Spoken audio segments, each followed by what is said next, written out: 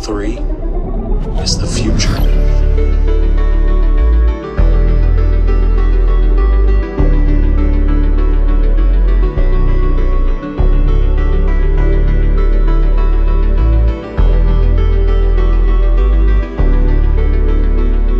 Welcome, crew, to What Are Your Three, a Channel 3 podcast where it's going to be real weird tonight because normally when I talk to developers, Ray's not here because these are daylight hours normally. But alas, we're doing our normal recording slot, so Ray gets to jump in for a developer chat for the first time in since we did the first one probably. This is Popcorn Rocket.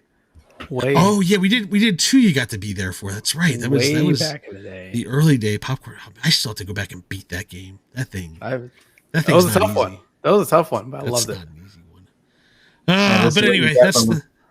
Well, sorry. What was that? This is what you get when people have day jobs and. Yeah, it's exactly doing this. It's exactly correct. That's right. Yes, we hit the bingo card. Guest talk before we introduced. Yes, I love it. Done. We're making it everywhere. We have an awesome guest tonight. It's one half of Sweet and Power Sauce. Doug is here to talk about one half of the couple of Sweet and Power Sauce. There's more Sweet and Power Sauce than that, but we had just the one couple. For the couple. The couple of Sweet and Power Sauce is here. Doug, welcome. We're glad to have you here tonight. Thank you. Happy to be here. I have to ask right away, obviously, because Dan will get into it how you guys all met, but I've got to ask about the company name. When we're making a game development company and we need a name for it, and we get Sweet and Power Sauce. How do we get this one? You know, that wasn't really that difficult to come up with. I absolutely love Chinese takeout and sweet and sour sauce, but it's more of like the kind of game we want. We want to have a game that's, sweet, cute, wholesome, but also not just that. We want people to be able to think. I really think there's some good space for allowing people to be creative and have good thoughts, but also wrapped up in a nice, cute package. I mean, I'll say this before Dan starts talking about it. I've watched the official unofficial cinematic trailer that we have on Channel 3 with the voice effects and everything. I've watched it like 4 times already because it's very endearing and very like, oh, this is really cool and like really creative and put together. And I'm here singing along. We might be have a low budget, but we do not have a low effort. Like we're doing what we can. No, you absolutely do not have a low effort, which will be a perfect place for us to segue into the game we're here to properly discuss. We will go through the 3, of course, as we do with everybody. But we're here to talk about Whiskers, Wizards, and Wands. Those aren't the 3. That's just the name of the game. Whiskers, Wizards, and Wands. I've not talked about this with my editor wife yet because there's no Oxford comma. That'll be a discussion for another day. If you ever have a podcast with her, it's a trap, and she'll want to understand no Oxford comma. But that's not what we're here for. But I'm going to go back though first. So we met a week ago. We had booths at the Pittsburgh Gaming Expo. We had the independent developer row there, and your booth certainly caught my eye to say the least because you guys were littered with colorful, beautiful, hand-drawn characters that, I mean, frankly, mentioned Christine, who may be jumping in later, was literally drawing characters you guys were going to be scanning in for the game there. But you had you described it as more than a demo at the expo itself, but you brought a copy of the game there with you with Whiskers, Wizards, and Wands, a cozy adventure game with heavy puzzle elements. And I'll just say my son played quite a bit of it, and that was he said it was his number one of the 3 demos in particular that were running around there. But of all the games, it was the most fun he had through the course of it. But I just want to kind of start off and just say, like, tell us about the game. Let's do that. I'll stick with that first. That's so exciting to hear. I remember him having a good time about it.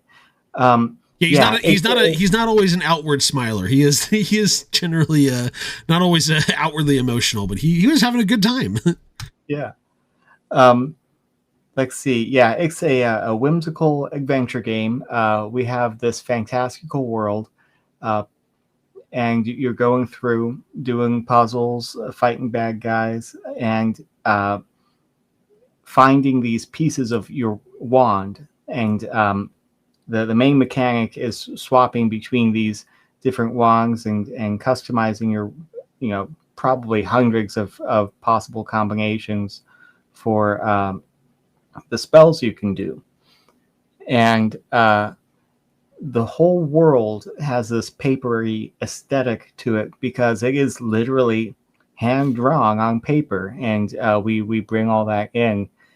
And you were talking about the cinematic earlier. Yeah, it's like little paper characters on popsicle sticks. Yes. But like that's how we animate the characters in the game too. We're just moving around. Their little paper cutout guys are hopping around, and it's so cute. Yeah, stop everything you're doing right now. Again, that cinematic trailer is linked directly on the game's page. Ray mentioned we got the sweet and power sauce page. Right. But also the Whiskers, Wizards, and Wand page is already active there, tied to Steam. We'll come back and talk about that. But like, you go back to like early South Park's probably the thing that people will know more than like. I go back to I am old, so I could go back to old PBS shows where they had like the paper drawn characters that South Park was like basically ripping off that style. But like, it's so much cleaner. The animation, there's so much more color to it than those. And also like I will say the most distinct slime since Dragon Quest or Dragon Warrior, whatever you want to call it depending on the time. But like the slime enemies are so cool how they're animated and the way that they move. And like, okay, yeah, it's anything mythical inspired or like the D&D adjacent, all the high fantasy stuff. Like you're gonna have a slime character, but like so many over the last 40 years have just been like, okay, we're gonna do a variant of what Dragon Quest is like locked in as the slime, and yours is like way more expressive. You gave it like these giant mouth animations and things like that like make it look. It all looks very.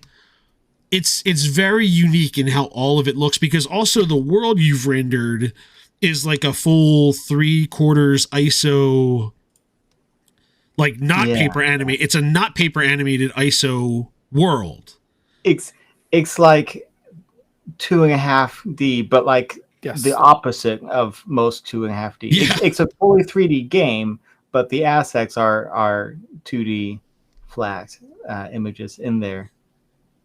So go please. Yeah. And we're it takes so much extra time to illustrate this stuff. My wife is our artist, and she's done some children's books. She's done other illustration type stuff. So this is when we were discussing, what art direction we wanted to pivot the game towards, because it was we started with pixel art and it was just looking really, really generic, which is not bad. I like that look, but we wanted to stand out. It's good you made. I'm just going to jump in now and say it's good you made that decision, as like there have only been more and more games moving into that space too, whether it's independent or like the Elliot Adventures of Elliot, Millennium Tales Adventure, like even Squaresoft is like, this is their house style now for half of their games. So it's something to help you stand out now too. Yeah. And it's works really well for us because, she's a painting instructor. The traditional mediums are her bread and butter. So like, this is really where she thrives at. So this game is not just what we're wanting to make, but it's the right game for us to make. Trying to find the skill set that we have that we can bring that maybe other groups wouldn't be able to. So let's take a step back and talk about the genesis of like, how did this all come together where your team, you collectively decided like, we're gonna make a game. We're going to form a development studio. We're going to really put this thing on paper and really do it. Like, how did that all happen before you even got to like, here's the game we're going to do? Or like, did that all kind of form this stew together? Like, how did that all play out? So I got into making my own games because I have the creative bug where anything I enjoy, I want to participate in. And so I was doing game jams. It started off as like a, hey, on my birthday, this is what I want to do. Let's spend the weekend making a game jam, and it's turned into like a couple a year, and it's 4 or 5 a year, and next thing you know, you do like 30 game jams because it's fun. But as we're going through this, we're meeting our favorite people to work with. Whenever you're doing a game jam, you can usually join a Discord group and find a group, because it's a lot to try and make a finished thing on your own in such a short time frame.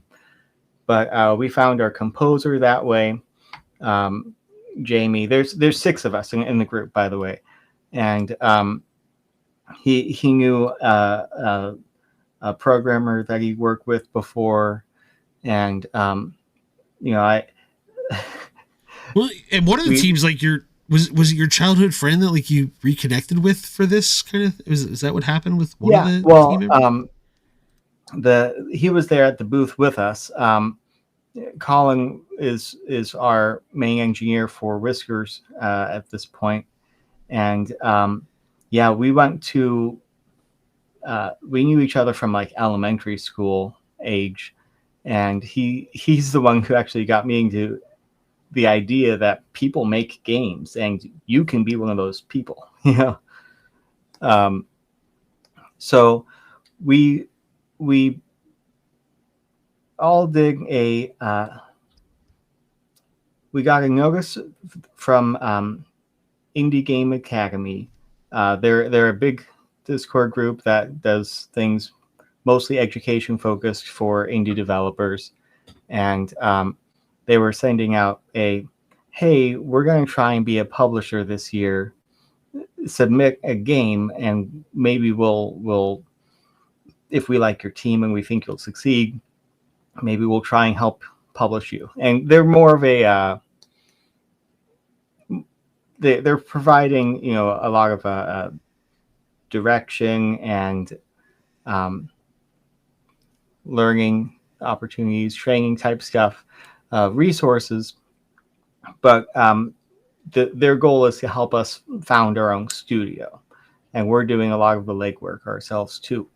So we did one last jam, all 6 of us together. We were feeling confident about doing the games, but we wanted to add like a marketing and business person along with us and a level designer, and decided to all join in together for it, and we were accepted into their program. How did you decide that this was the direction you were going to go as far as making, okay, that's one thing. Like, we're going to make a game. Like, that's great. And like, it's one thing for you to, I mean, there have been a lot of great games. Like Celeste comes to mind of like, that was a game jam that just, they continue to flesh out. And like, there have been a lot of games that like, you see playable demos, and even in Celeste, they buried the original game jam version of Celeste is in Celeste, like hidden in an Easter egg. So you see like a play, you can put playable games out in a short period of time, but it's one thing to like say, you gotta have something playable versus like, okay, here's the direction we're going to go and start running in that direction. Like, how did you settle on like the aesthetics and the visuals and the gameplay? And so this is our second game on that will be on Steam here. Our first one's called Elwyn's Light. It was a game jam game that we liked well enough to finish it up, and I thought it would be maybe a couple month effort. And 9 months later, finally got it out, and that whole thing. The game itself, I think, is very nice. It's very short. You can beat the whole thing in like 40 minutes. I think our demo actually for Whiskers, Wizards, and Wands might be longer. But with Ellen's Light, you know, I didn't really know the right way to market anything. I didn't know about some good code architecture type stuff. I'd never worked on a big project before. And by the time we were done with it, I was a little bit sick of working on it. But it got out. It has mostly positive reviews. We at the end of that decided, okay, well, sheesh, I think we're ready for a bigger project here. What do we want to work on? And the whole time I was working on that game, it's like you're not allowed to work on other games. If you have other great ideas, you write them down and you come back to it. So you avoid attention span issues, yeah. That's Yeah. where it gets in trouble. Yeah. We have our second guest. Hi, welcome. Hello. It's the artist. This is Ray, the art. yeah. The which one of you is the more important one? Do you ever have that battle? I'm just kidding. Do not do that. Do not. I'm just kidding. Don't actually respond. No, it's really kind of weird. I am a generalist. I make whole games by myself. Mhm. It's just that the 5 other people I have with me can do their parts better than I can. So like, yeah, I can write music, but like our composer can write better music. So Christine has arrived, and aforementioned, I already talked to you up that what caught my eye about your booth before anything was you just sitting and drawing the actual characters and artwork that you said you guys are just literally going to be scanning in. So there's just Yep. like this pile of drawings, and also again, Ray's tired of hearing it from me. I'm just happy when games have color, and we remember games are allowed to have color. And Color is very nice. and we're in this like I love vibrant color. we're also, so it's funny because I go to PGX, I set up in the morning before it starts, and I come back for the kickoff, and like the room's dark upon my return, outside of like the lights of the pinball machines across from us. But alas, even with that, their booth was still colorful because of the pile of artwork that was actively being worked on and sitting there. So so I chatted up your, what's that? Sorry. We bought a lamp so she can keep on drawing. Yeah. Yeah. Yes, you needed it. That was undoubtedly you needed that. So we were just talking about, like, you know, we went through and kind of talked about the generalities of the game, but I was just kind of talking through and what prompted making a game, and Doug talked about you know, your other works and illustrations and artwork. Have you done animation before, or is this like your first like full foray into animation for you? There's been some dabbling on our previous game that we did, Elowin's Light, that was pixel art. I did the animation for that, but obviously pixel art operates pretty differently. Yeah, so, hand drawing every individual frame of it. Yeah, sure. Especially by yourself. Sure. Yeah. Well, and to be fair, in our game, even though things are animated, I'm actually not doing too many different frames per guy. A lot of the animation, Doug is able to do, like all the cute little squishy jumps and stuff that the character does. He's actually making that happen on his end. So I just need to provide sprites for things like changes in facial expression for our mobs, sometimes the way they're moving, opening and closing their mouths, things like that. And when you see the game, you're going to see it's not that simple either. Go a long way. Yeah, well, I was going to say, when people see the game, like, you're making it sound overly simple between what the two of you are doing, because it's. I already appreciate the change your appearance to fit your mood part. I'm big on. I'd like my character to look differently. Ray, I'm all in on that. Ray is firmly anti base skins for characters. He wants I always want the alternate colors. Yeah, And it doesn't matter outfits. what it is. He wants the alts. So yeah, no, we're just talking like so when did the decision come in? Like, this is the game that you're going to make. That's really what it's coming down to, I guess. So post Elowin's Light, and you're okay. It's time. We're gonna do this thing. Like, how did you?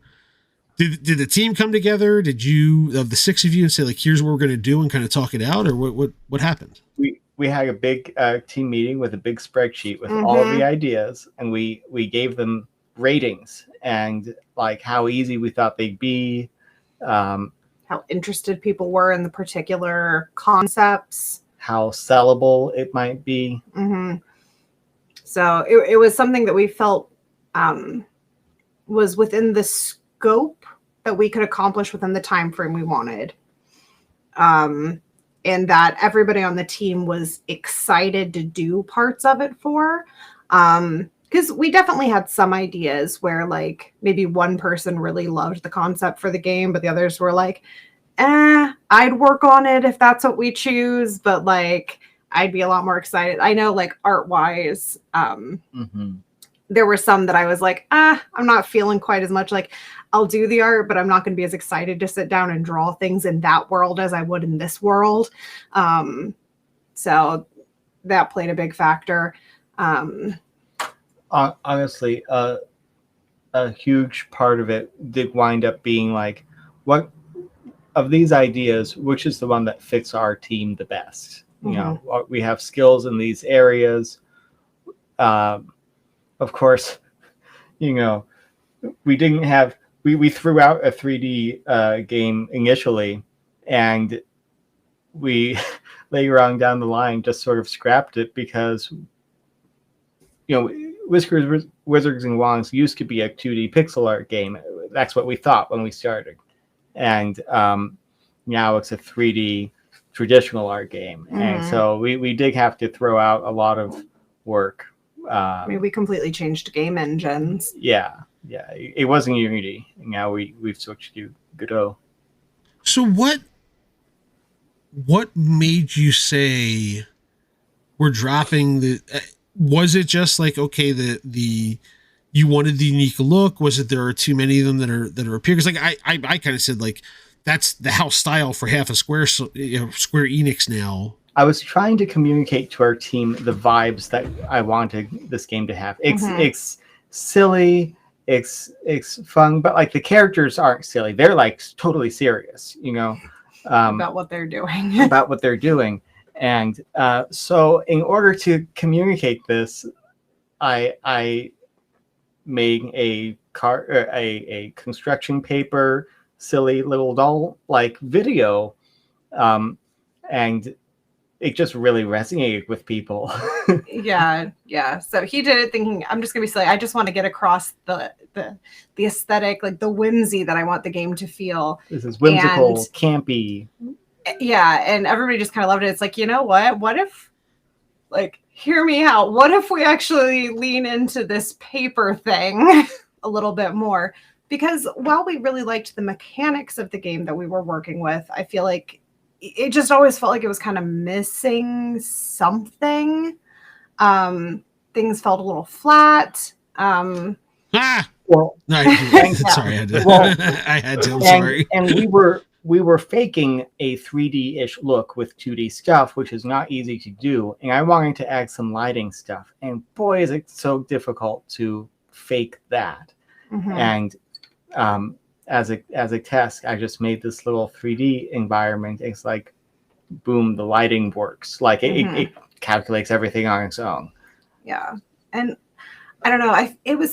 So the main reason we had initially gone with pixel art for the game is just because our previous game had been pixel art. So we're like, okay, well, we have some experience with that. We'll keep going with it.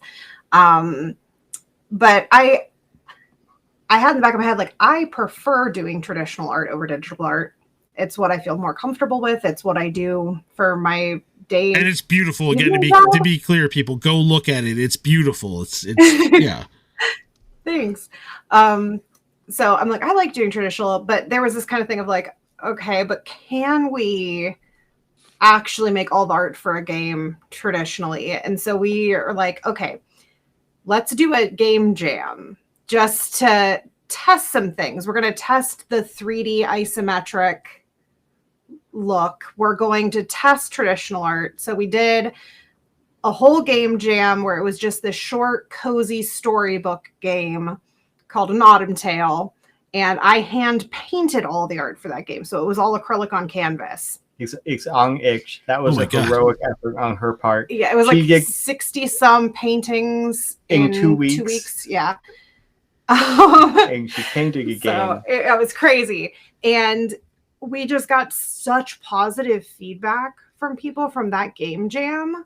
Like people just loved the vibes of it. And we're like, okay, we're on to something here. Like, and so we decided, okay, let's bring this in with the game that we're wanting to make. Now that we know that we can pull it off with the skills that we have, that people really like the look and the feel of this, and it seems to have a little bit more warmth and heart to it.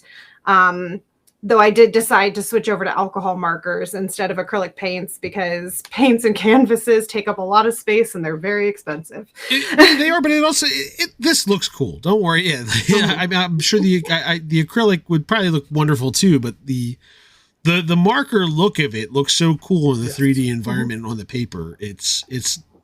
I love it. So take that for what it's worth. Yeah, no, they're the fancy markers, but yeah, and we're like every step of the way, it's like, okay, how can we lean more into paper? Like, how can we make this look paper? I'm like, okay, so as you're walking through the world, like I want our decorations to look like it's a little pop-up book. Like, so we don't just have like random environmental stuff here. It's all like nice little flat things. Like you opened up a card and you're walking through. We wanted to make sure the blocks were all textured like paper, and that when you defeat an enemy, they kind of like turn to cardboard. Mm-hmm. They lose their ink, turn to cardboard before they fall over. The health bar, I took a crumpled up piece of paper, snipped it into a bar shape, and slowly rolled it up and took photos of it. So the health bars in the game is just photographs of a piece of paper. Yeah. All right, so I want to ask one more kind of general thing about the game. So I was just, again, my son was the one playing the game live in person there, and you guys were first of all very, very kind with him. As he's not always the most receptive and individual himself, and that's a story for another day. But you really kind of encouraging him and talking him through like trying different wands and elements and trying different things in the game. So the one piece of it is how are you changing all these elements and not breaking the game? Well,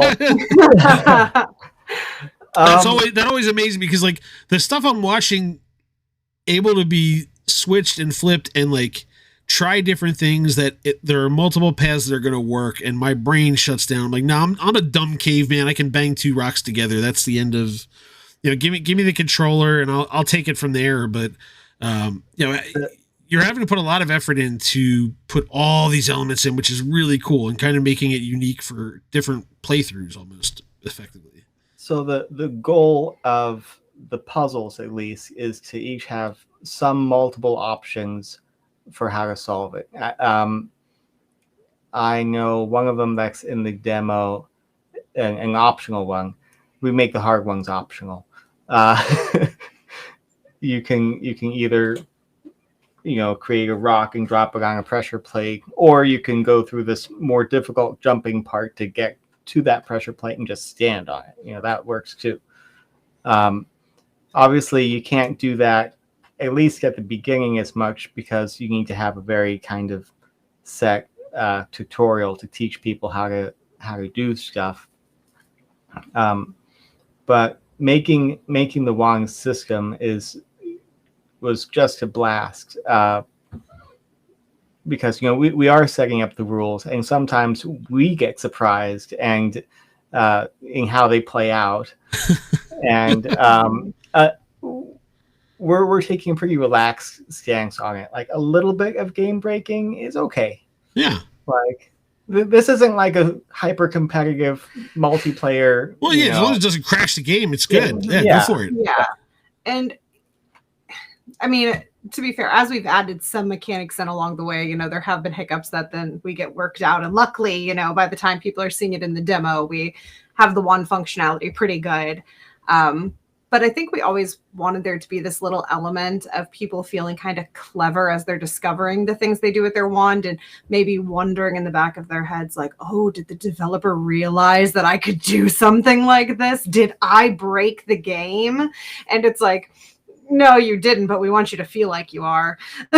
Couple things to run down. So this podcast is dropping on October 15th.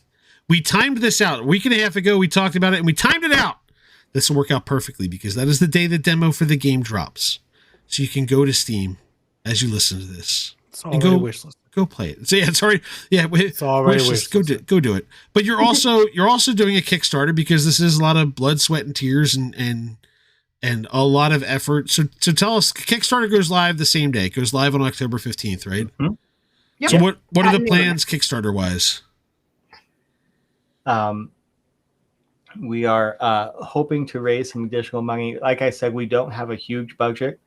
It would be it's so hard to stand out in the games industry when 30 or so games get released a day, and every month there's probably a few real good ones. Easily, yes. Yeah. So the Kickstarter is really to help us be able to bring the level of polish that we want to have to our game and to help increase the visibility. Just, make our voice a little bit louder in a pretty full market. Is there anything like to get a piece of your artwork for the right donation? That's what I'm trying to find out. Oh, we have some good ones. Some of the tiers in our Kickstarter. We have some like limited number tiers, one of which you can have your own cat made into a custom playable skin in the game. Nice. So you can play as your own cat. And then we also have a top tier thing. I think it's called the Wizard of Highest Culture, where I will do a acrylic painting pet portrait of one of your pets, as well as make a custom playable skin. And that one's not limited to cats. So if you have a bearded dragon you want to play as and get a painting of, you can do that. This is great because she's actually very practiced at this from her day job, and we have a portrait of each of our 2 dogs and our cat on our mantle. I'm gonna yank the ball away here for a moment, and I'm just gonna say, now, people, this is the kind of Kickstarter you should be supporting. I have been increasingly frustrated with that particular platform because of their consistent allowances of long established companies using the platform and abusing it by spending a metric ton of money before a Kickstarter goes live and spending more on marketing than probably you guys are trying to raise as your total project. So don't. Yeah. So forgive me. Listen, and I love all games, but listen, people, this is where your Kickstarter money should be going. Kickstarter, like, I'm happy you're getting money. That's great. But like, don't forget why you started. This is the stuff that Kickstarter is supposed to be for. That's great that the company that's been around for 20 years and has published 20 games or, 50 board games or whatever is there. But no, go actually support something you're helping to kickstart, please. And the tiers sound fun. That's the other fun part about Kickstarter. Like, that's a fun. There's something fun with the tiers that are in the mix. There are some Kickstarter exclusive outfits that you can get that you can change Juniper into in the game. We got one based on Nyan Cat, so I'm pretty proud of Rainbow Pastry Cat robed. Yeah, I don't know. Yeah, that's a good name for it. There's also a Greetings Cat. So again, the 15th. So we'll have activities on the site. Go wish list. Go to the Kickstarter. Play the demo. I'm going to ask one final question about the game. For each of you, what's your one favorite thing in the game? Like, what's the one thing you're like, this is my favorite part? Is it weird if I say the dash? The player controller. No, that's not weird at all. You have aside from the skins, you have raised attention by saying the dash. I promise you. I can dash. Yeah, I don't know. That's a good answer.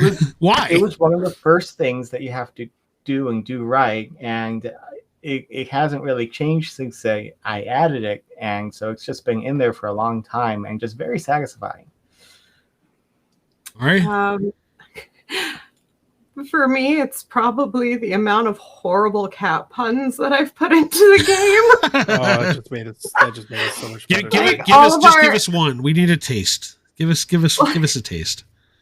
Well, for one, just to start, all of the cat characters in the game come from the land with the dark element, and they live in the catacombs, and they teach magic at the academy. Nice. Yep. Perfect. But I mean, obviously, Juniper is a character. We have Professor Mutin and their student Paula. Perfect. So yeah, it's all cat puns. As I made clear, the artwork's already my favorite part. So that's I love the again the ISO view. I love the paper. I love the animation itself. I'm excited. So people go. Today is the day. If you're hearing this, that means you have access to it. Go forth and do it. Do the thing. And again, Joel, our founder, he's based in Cincinnati. So let's go support Ohio. Ohio needs the help. Just make Ohio feel good. Okay. That's fantastic. Go help Ohio. This is a passion project. We have a lot of passion for it, and not a lot of funding, but with the game will exist in some form. It's just it'll be a better form with help and funding. Yeah. Go do it. That's the beauty of the Kickstarter. You can support it early and be ready for the finished product and make it a little better. Get a little something for it. All right. Well, again, just go to c3.gg Sweet and Power Sauce. That'll take you. You'll find Whiskers, Wizards, and Wands. We have it linked right to your Steam page. The Kickstarter's on the Sweet and Power Sauce there. So everything's all linked together. Your website.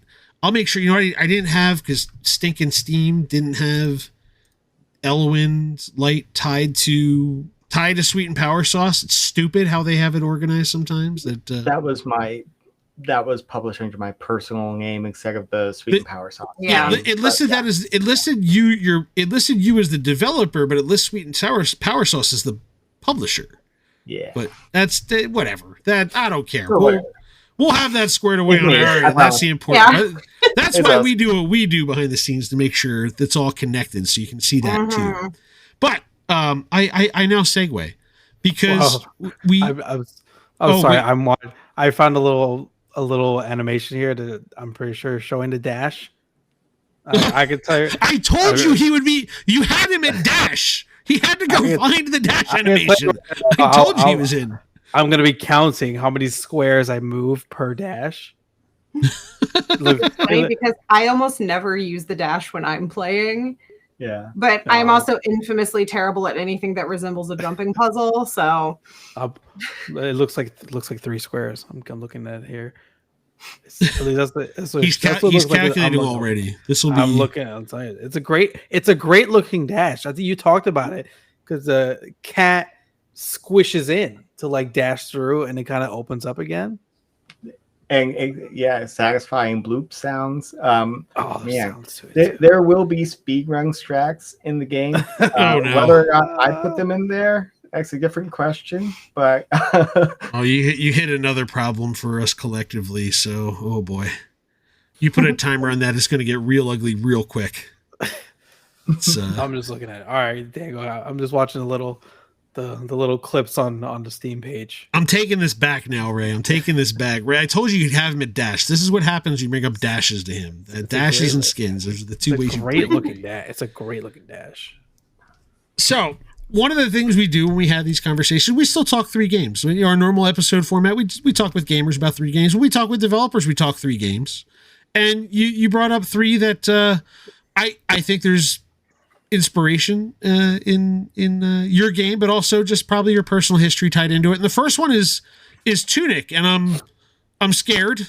I'm now scared about Whiskers because of it. Because it's a game that brings you in with it brought me in with Legends of Zelda notes, and I'm like, oh, it's like Link to the Past, and like it looks so cute. Look at it. And then I suffered a lot more than I thought I was going to playing that game. There was much funny more suffering. when you read the tags. It's like oh, cute, isometric, Fox, Dark Souls. Yeah, this feels like really just Yeah, it's less of a stretch to say like Hollow Knight's a Dark Souls game that they just hate under colorful animate. No, this is like Tunic. Yeah, no, Tunic's in that category also, and probably more so because of just like the elements of what they did with the language and the manual, and like we don't get game manuals anymore, but that game made sure you got one and made sure you better use it too. But you brought this up as the first game you wanted to bring up, Tunic. Yeah, well, it has some really tricky combat. I always put it on the like really easy settings. I've never played it as expected. Story mode is there for a reason. I just did normal, but you suffer enough on normal. I promise. Trust me. All right. Enjoy games how you want them to be enjoyed. It's fine. Preach. But I really like their art style. The simplicity of their low poly little guys. The well chosen visual effects, and the way that they can use their isometric camera angles for good puzzles is pretty peak as far as I'm concerned. Good puzzles, well put. They did it to mess with you in some circumstances, yes, but good for puzzle use, yes. But yeah, I also really liked how they were able to tell a pretty good cohesive story without hardly any English words at all. No, it's just like lines and gibberish that you start to translate and turn into a story. And that's where the Dark Souls, like the combat isn't like Dark Souls necessarily, but like that's the part that is like Dark Souls. Like, no, you have to find the story. It's not just like, okay, and we used to get manuals that gave you an 8-page description of like what I'm playing Metroid Dread right now. Like you used to get a manual that told me 8 pages about what Metroid was about. We don't get that anymore. So you just have these games and like you got to figure out the story, and like that was important to the people making Tunic. How did you find the game, first of all? Like how did you wander into Tunic? Oh, probably watching like GDC talks or something from the developers. Yes. I watched a lot of those. Yeah, so it's a game that's there, and again, like they knew color, they knew that, but they wanted to make sure there was it is a lot harder than Link to the Past for me, but of course also Link to the Past I just play blindfolded now. But what caught you? It's such a good job of encouraging exploration, because like right when you start, you are sat next to this giant golden double doors. It's like, this is clearly important. How do I open them? You just wander around and figure it out. Yeah, you just wander from place to place. Signs that you sort of understand what's going on with some of the signs you don't. And like, am I going to go into the woods and die, or am I going to take a long way around something? That was the other piece of it. Like, okay, it's more rewarding to go the hard way, but what am I going to get out of it the easy way? It's all sorts of things with that. So, Christine, did you play this one at all, or did I haven't played it myself. I've watched while he plays a bit, and when our kids attempted to, oh no. So I was just there for the vibes and a good time. I didn't have to be stressed. No, it undoubtedly did that. Is there anything you like took from it specifically, like that your games you want to have the vibe, the feel, the challenge, the puzzle, the options? Like, why did this come up as part of this conversation is kind of what I'm trying to figure out. Its combat was pretty well tuned. I don't want that in our game exactly. Like, I think it's really more the visual style of it. Yeah, their combat's very precise. You don't have a lot of options. Yeah, swing sword, make happen. Yeah, we really like the aesthetic and the vibes, but we kind of wanted our gameplay to better match with the aesthetic and the vibes. Less pain is what you're saying? Yeah, less suffering, less pain. Yeah. We want it to actually feel kind of cozy, as well as look that way. And I like their world building too. They have some really interesting creatures and characters there, and you get to discover it as you go.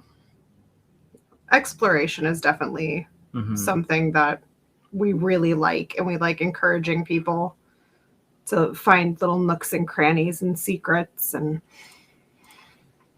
encourage the loot goblin in all of you. Well, the second game on this list is the least, I'll say the least cozy of everything we talked about tonight. I actually don't know, is it Noita? Noita, yes. Noita. So that one was a very specific inspiration for us. We have a customized wand system. Noita has a customized wand system. Noita's wand system is pretty complex. They kind of make it optional in a way. Like you don't have to interact with it that much if you don't want to. At least most people don't until they're like pretty familiar with the game itself and just don't die instantly whenever they play. But I wanted to take the idea, the fun parts about having a customized wand and making spells and having everything combined in ways that you kind of don't expect, and make that accessible, especially to more of the audience that we're targeting, the slightly more casual players who aren't, all about blowing themselves up in a pool of blood. Which sometimes happens with Noita. I was gonna say, are you a big like fan of roguelike games, or was this one in particular you just happened to vibe I with? am a fan of roguelike games. I love the idea that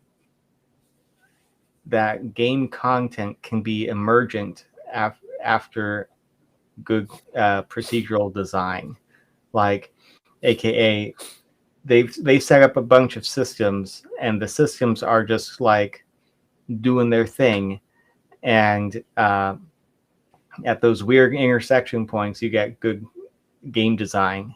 Like it's not by accident, but it almost feels like it was.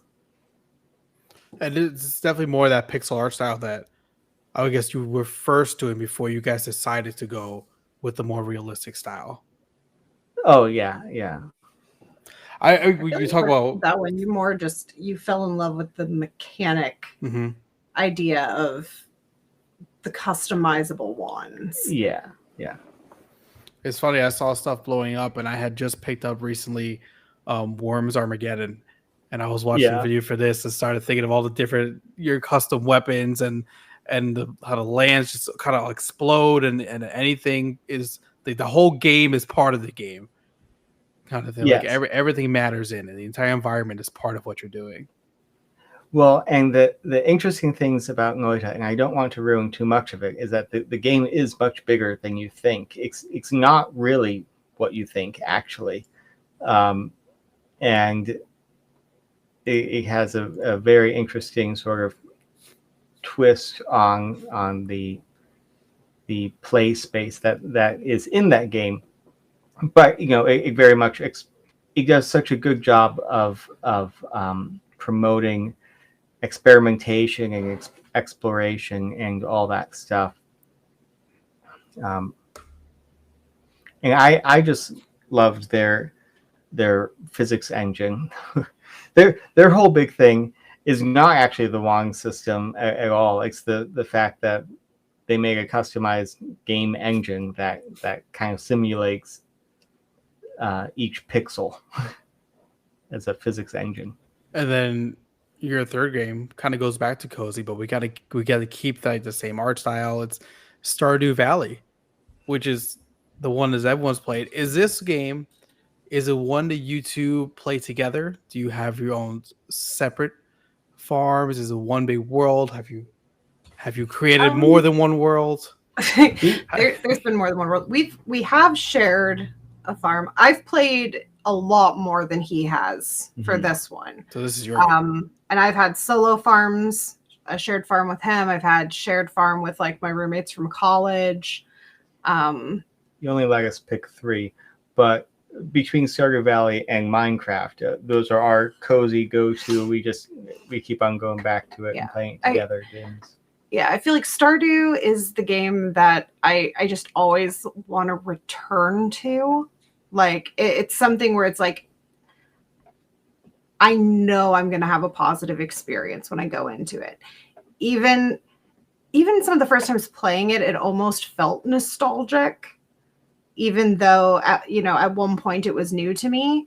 And I think that feeling of like, oh, I'm just like coming home into this, this game is something that's really nice and kind of like healing. I don't know. I feel like I picked it because of, it's how it makes me feel. And specifically inspiration for our game, the dialogue options, how the characters are all so unique and interesting and lively and silly and weird, and you can talk to them and have little conversations, and I like that and hope that our characters can be silly and weird and interesting too.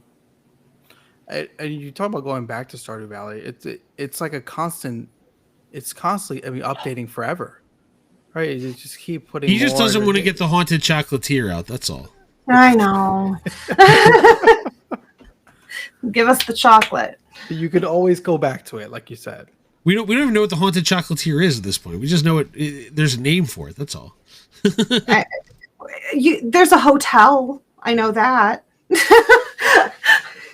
But I don't know. And I think it's the thing of, even though it's become this huge, success story of indie games, which obviously is aspirational, you can tell how much it still is really a passion project for the dev. Like, it's been basically just them the whole time. And just having that consistent, like, heart and vision through the whole thing, I feel like makes such a big impact in why it's such a loved and successful game. The dev knew what they wanted to do and executed that. And like, that's nice. It's not pandering to anybody in particular. Like, it's very genuine.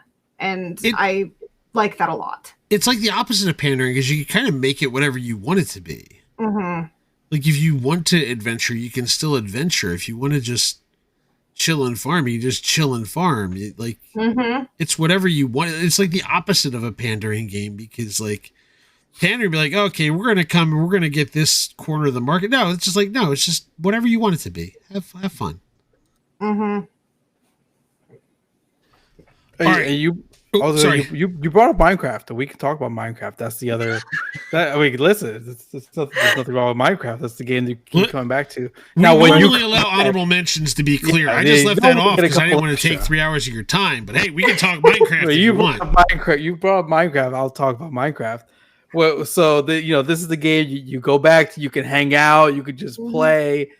Is there one long-standing server or world that you could always go back to, or we've had several servers that have lasted for a while, but some of the fun of it is finding new places. And I'm not the kind of player who can make this giant monolithic thing, but I really enjoy discovering like cool intersections. Fun rocks are fun. Yeah.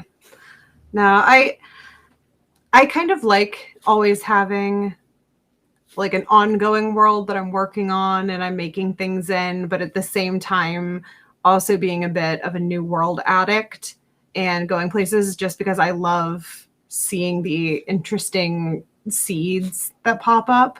I like seeing what if I can try and come up with a creative seed that'll end up being neat. And of course, then you get into all of the mods, and it's basically like endless creativity, Right. as far as that goes. Like, and I don't know, it's been a cool experience because now like our kids are 6 and 8, and so they're at the age where it's like it's a video game that we could bring them into, and all 4 of us can actually play together. Mm-hmm. We're all capable. We're all going to do our own thing at like different, levels and stuff. Everyone's interested in different stuff, but it can still be this like family bonding experience through games. That's, this shared moment, and that's really nice. I think games are kind of uniquely situated to bring people together in such a good and wholesome way. And I really want to, help contribute to that environment, to offer the world something that can bring people together that they can enjoy. So I have to ask a question only because I I was the opposite. So my kids were probably 6 and 8 when they taught me Minecraft, because I thought I was going to be the cool dad, and I downloaded Minecraft. I'm like, let's check it out. I'm like, I don't even know what I'm doing. This is I can't do this. And my son was in 1st or 2nd grade when he came home and taught his younger sister and I how to play it. And that was the first humbling experience I had of like, oh no, the kid's got to teach me how to play a game now. So like, were you the ones who like, you had the book and you're like, here's how we're going to build things? Or you just like drop in, like, I'm going to figure out Minecraft. Like how did you guys do that? Because I always wonder. So we got them started pretty young. Yeah. It started with them just watching us play. Yeah. Like they would like to like come and be like, "Oh, sit on your lap, watch you play Minecraft." So but did you guys go in like, I have a guide on like what I'm supposed to do, or did you just drop in like, I guess I'm gonna punch a tree now? Like, how we got. How'd you figure out what you're doing with it? Yeah. I've been playing Minecraft since like the beta of it.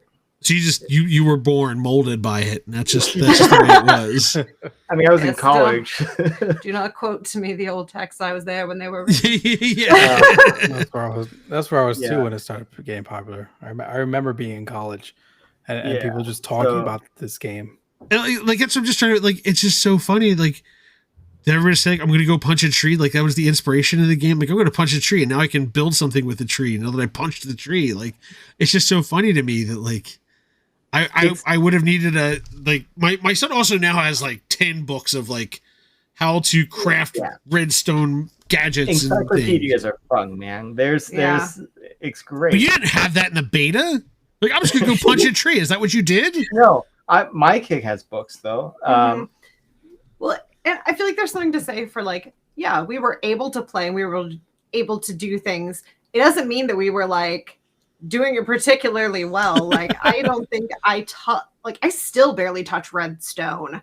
I don't understand how it works, and I'm like, I'm gonna go build a pretty village instead. I don't need redstone. It's so cool to be able to watch a game progress over like decades. Is it now? It's the 12 year. I think it was 2013 officially, maybe off the top of my head without looking. when it started, like a lot of those things, the weird complex stuff wasn't even in there. Mm-hmm.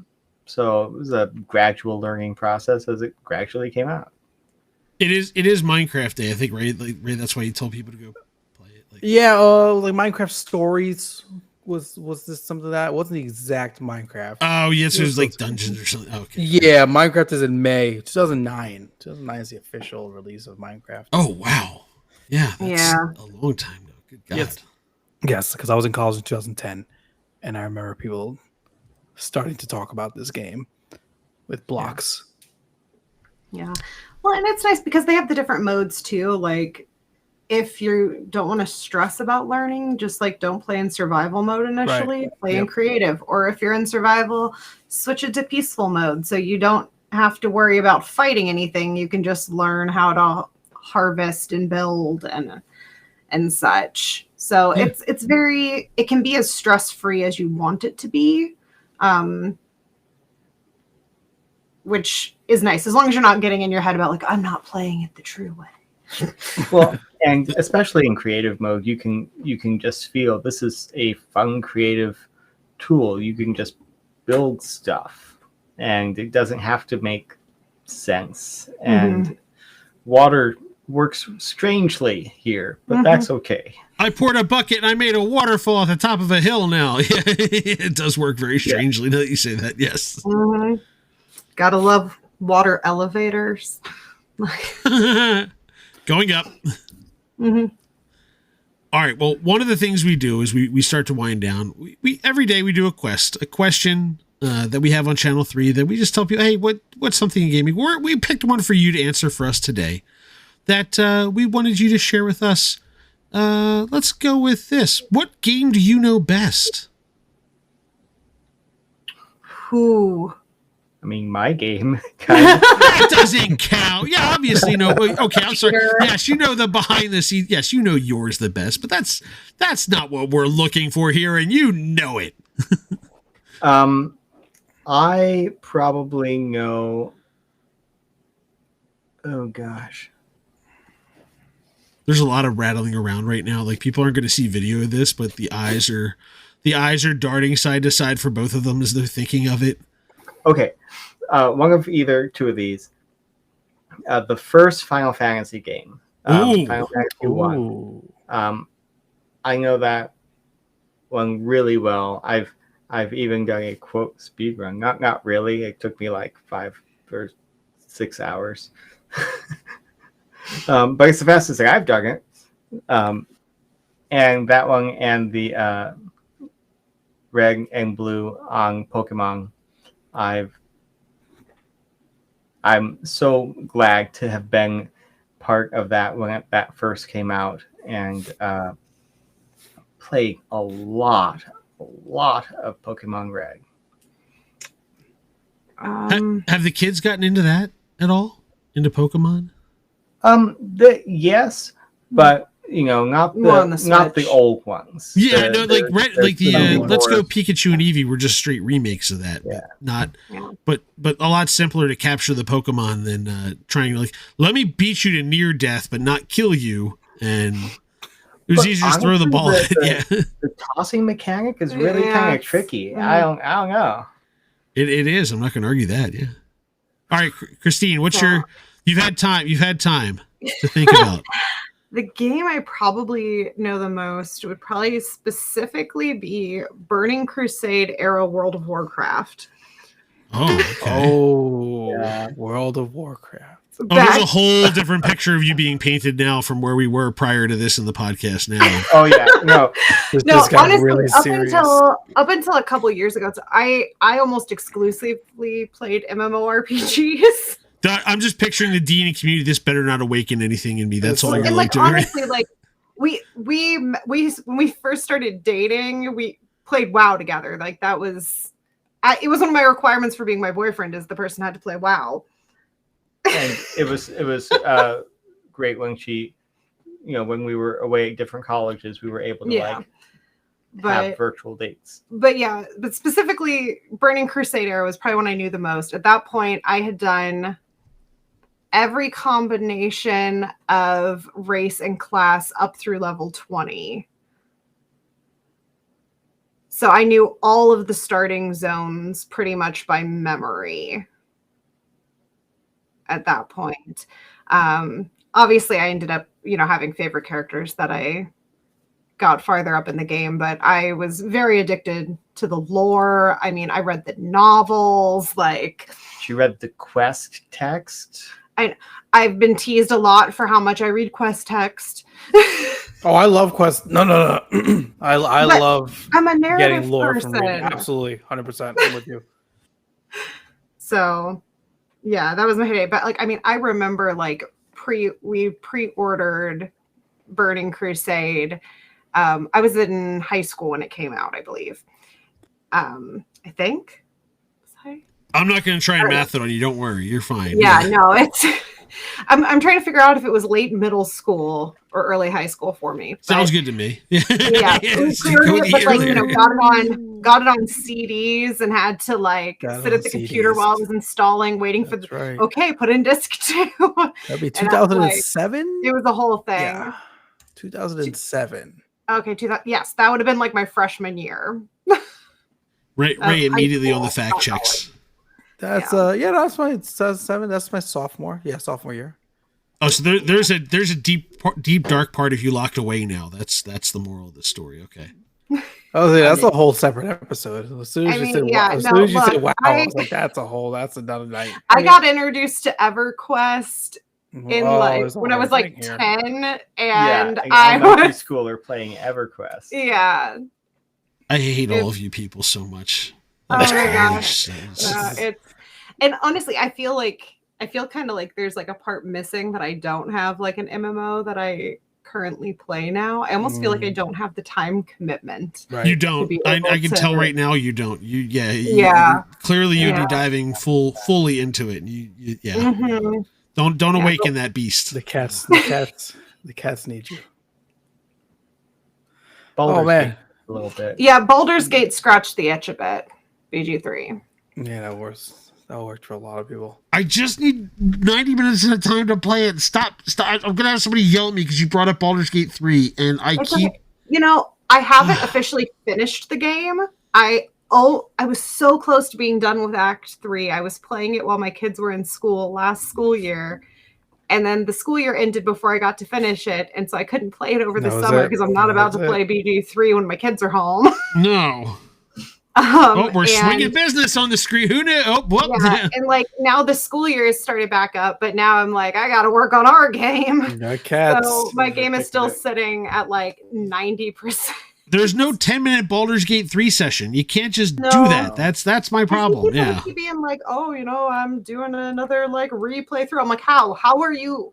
How are you on your 10th playthrough? I don't. I'm not there. Anyway. Anyway, on a note of we're gonna have to have an entire other episode to talk about our MMO careers, exorcising the WoW demons. we have made it to the end of a special What Are Your Three podcast. Whiskers, Wizards, and Wands. If you're listening to this today, it came out wishlisted on Steam. It's available. Kickstarter goes live Wednesday, October 15th. All the links, c3.gg/sweet and power sauce. If you're there, you've got links to everything. To Doug, Christine, thanks for being with you. This is really fun to talk about. I'm excited to play Whiskers, Wizards, and Wands, and to Dash and to look at all the cool artwork. Dan, am I missing anything else? I want to make sure I catch it. Just that my son's been dying for this demo to drop because he wants to play it again. He literally, as I was putting him to bed before this, was asking, he's like, wait, is it out? I'm like, I think it's Wednesday, but I will confirm that they have at least the demo on Wednesday. So he will be hijacking my PC on Wednesday to take another run at it. If all goes the best well, compliment. If all goes well, I'll have the demo running on stream before our party night pre-cart. Yeah. Before we play some Mario Kart, if I can get on the computer quick enough. Ray says with two small children and a pregnant wife that are just that are hand grenades with pins pulled in them at any given time. Sure. We're fighting through. Hopefully I'll get the demo up playing before we race some carts. Anyway, thank you so much. You can find the podcast at c3.gg/podcast, dropping every Wednesday morning at 3:33 a.m. Eastern on all the major platforms, including Spotify, YouTube Music, and Apple Podcast.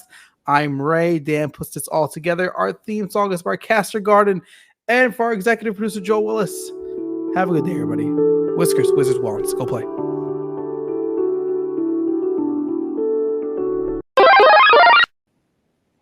I'm sorry for the delay in joining.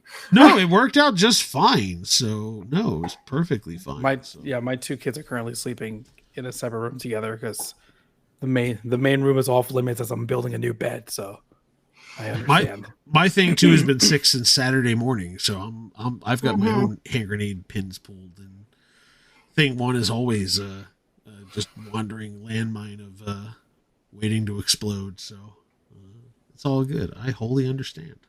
Yeah, so that's that, and like some awesome activities there. I sent you a link if you do want to. There's no obligation or anything, but if you guys want to share anything, please do. We are purely dedicated to gaming and gamers, so you're not going to be battling Facebook algorithms or anything. You're welcome to share whatever. And like I said, we'll be directing people to the game on Wednesday. And like I said, Ray will run it for a little bit for our folks before we usually play some Mario Kart, Fortnite, and Fall Guys on Wednesday nights. So he'll be playing that beforehand. So it'll be Ray's the dash better be in the demo, or you're going to be hearing from him.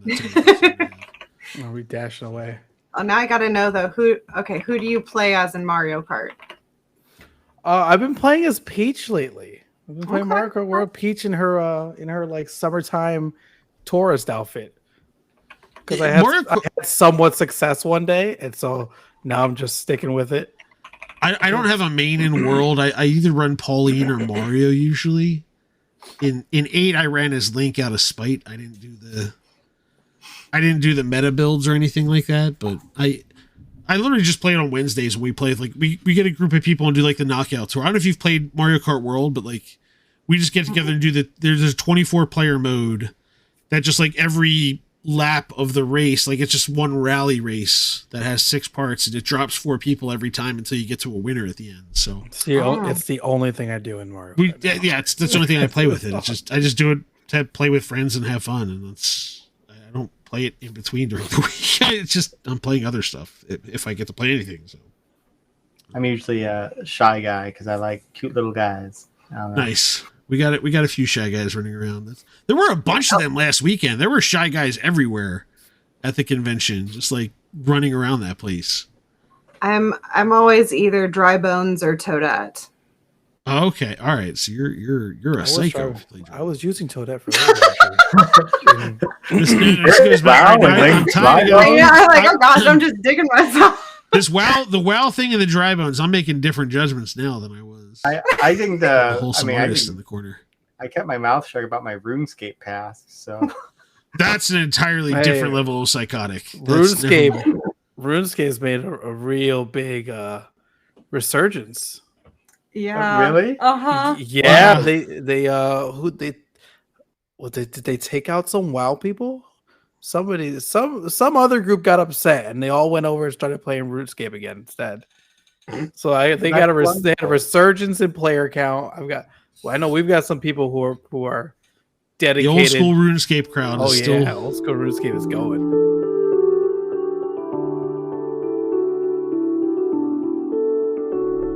Channel 3 is the future.